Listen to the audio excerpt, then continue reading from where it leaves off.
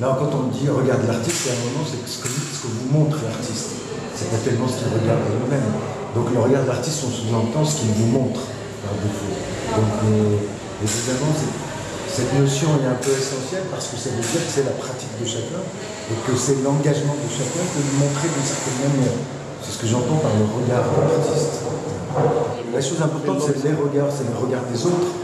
Parce que quand on propose quelque chose de construit, etc., c'est qu'on sollicite un public, on sollicite des corps qui bougent, on sollicite des corps qui regardent.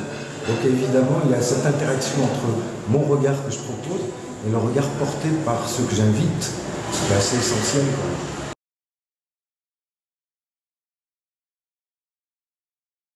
L'idée de la fable, l'idée du fantasme, etc., n'est en rien antinomique au réel. Le réel est une chose, pour moi, un matériau qu'il faut habiter. Maintenant, il n'y a pas de règle, je veux dire, chacun peut faire comme il veut. Une des manières de l'habiter, les poètes le font, une des manières de l'habiter, les littérateurs le font, une des manières de l'habiter, enfin, il y a X manières d'habiter le réel. Le réel n'est pas une nature morte, voilà, le réel, c'est quelque chose de vivant, c'est un corpus dont il faut se saisir. Et on peut le saisir de tout ordre, qu'elle soit de manière fabulatrice, qu'elle soit de manière fantasmée, etc. Enfin, il n'y a pas de souci là-dessus.